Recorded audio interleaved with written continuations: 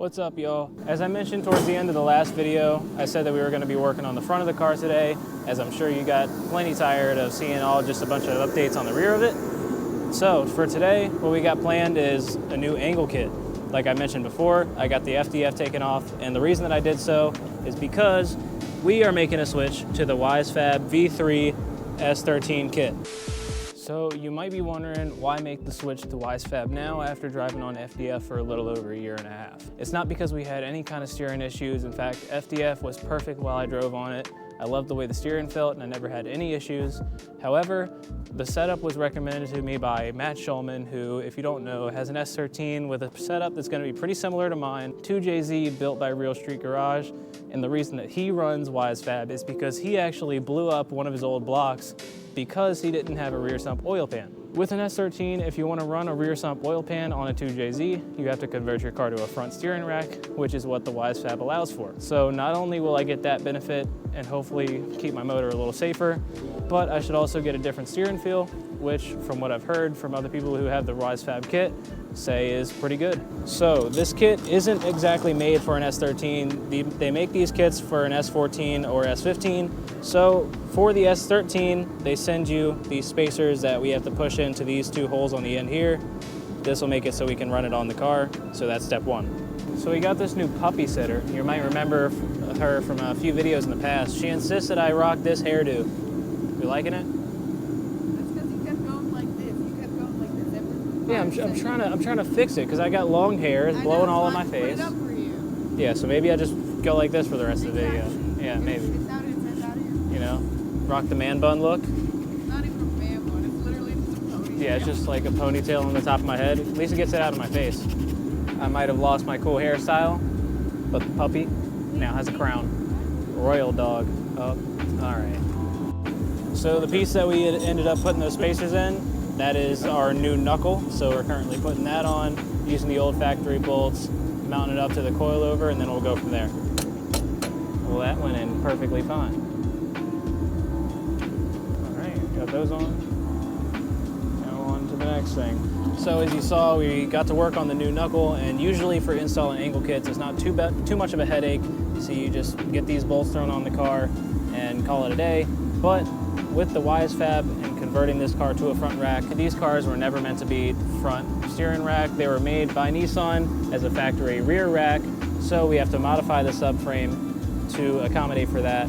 And unfortunately, we were getting ready to throw this arm on that would go here, but we realized that we need the subframe in place to do so. So now it looks like we're going to go ahead and jump into that. So for the Wisefab V3, not only does it transform the steering rack to a front rack, but you have to use a rack off of another car. So what we have here is a BMW E46 steering rack. This is what they tell you to use for the kit. And so with some modification, we're gonna be using that rack on this car. But before we get to work on modifying the front subframe, we can go ahead and get this other arm hung on this side just because why not? Well, we can. So, done. Nice and easy.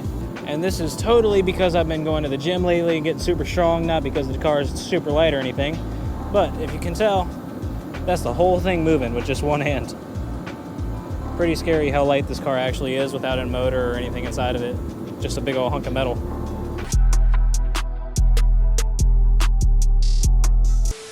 Also, while we're here, I didn't show it in the last video. This is something pretty cool that we worked on at our house. It's a little dark, so I'm gonna use my phone flashlight to help light it up. That black bracket was 3D printed by us. There's another one on the outside here, and it holds this fiberglass rod that sits between them. The purpose of that is to hold this quarter panel nice and sturdy so it's not flapping around while I'm driving. Unless somebody gets into the side of the car, say I get hit by a car in tandem, then that fiberglass rod will break as it is a designed weak point, and that'll allow this body to move as needed to absorb the impact. But as long as nothing too crazy is going on, this thing's nice and sturdy. So when installing these Wisefab products, you obviously have to do some modification to the subframe to be able to run the product. But what they do is pretty cool. They give you these little paper template things that you can cut out of a sheet of paper, and then you use those to base your cuts off of just to make sure you do everything correct. So what we just did was take care of these, cut out that metal there. As you can see, that's no longer there. And they give you other templates with the instructions. They tell you how to do everything. So get to work on cutting this thing up and get ready to put that new rack on.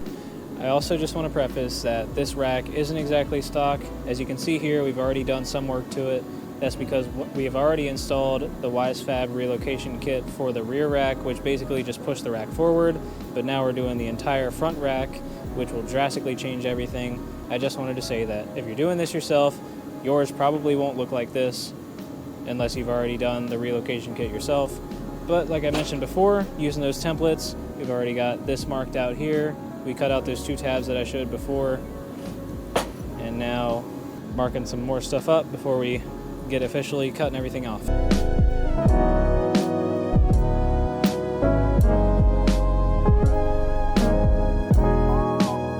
So here is our subframe. After all the cuts that we made, we were able to bolt up this new piece of metal.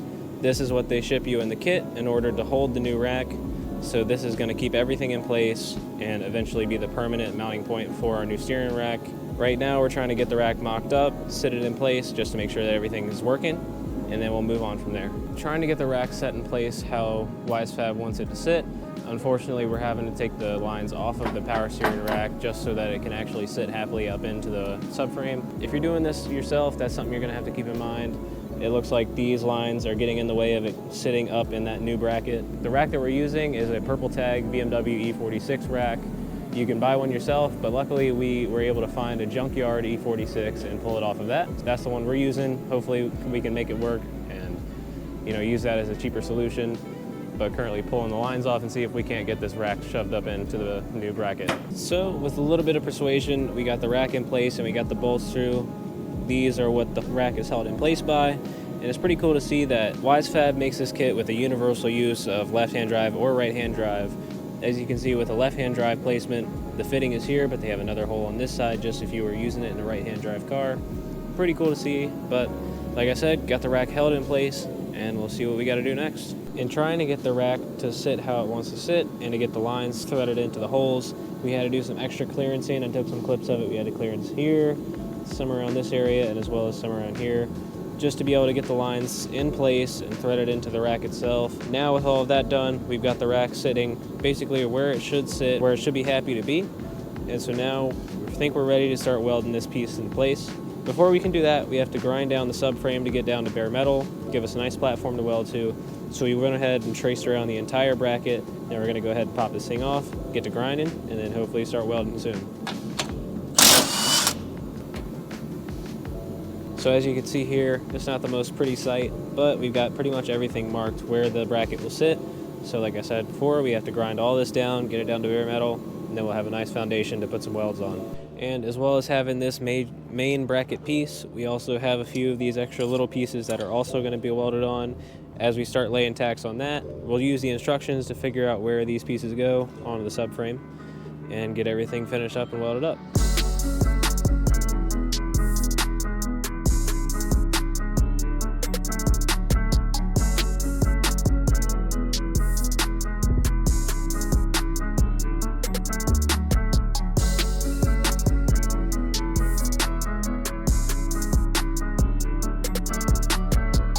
So this thing has seen quite the transformation. We've got pretty much all of the welds done and all of the plates added on top of everything that we had already.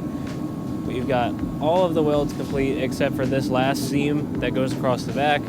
We aren't doing that one quite yet. We're going to try to hold off on that because when we watched the video of Matt Schulman installing the same WiseFab kit on his car, he had to cut the area where that seam is in order to install it on his car with his JZ. So we're holding off on that, making sure that we won't have to do the same thing, and if we do, we won't have to cut through a weld. But other than that, all of the welds are complete and the transformation is almost done.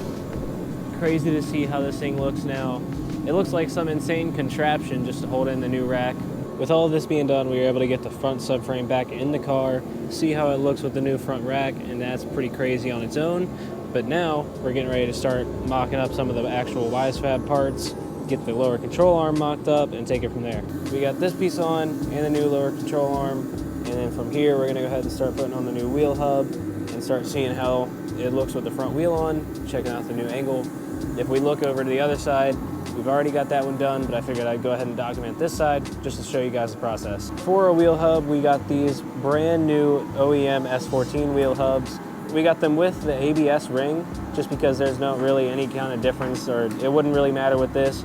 And these ones are way cheaper than the ones that don't have this ring. So we went ahead and went with these. And now we're gonna go ahead and throw these on the car, get this thing torqued up to 210 foot-pounds, and move on.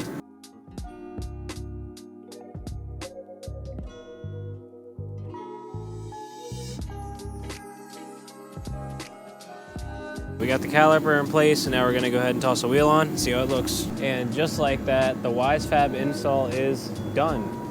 Obviously, this thing, checking it out, it has a ton of angle, but that was to be expected. The main benefit that we're doing this for, like I stated previously, was just having the front rack to hopefully help keep the motor safe. But overall, everything looks awesome. We also threw this top hat on, or the camber plate, whatever you want to call it, both sides, that came with it, and everything is looking phenomenal. So in the end, the process, I wouldn't say it was easy, but it was by no means the hardest thing I've ever done. If you want to try this kit out for yourself, put it on your car, I'd say go for it. I haven't driven on it yet, but I'm expecting good things, and the install wasn't too bad. So if you've made it this far into the video, like always, I appreciate you. Please drop a like, comment, and subscribe for more content, and I'll see you guys in the next video. Peace. Do you lie awake at night? Are you afraid to turn out the lights? Is there something you're scared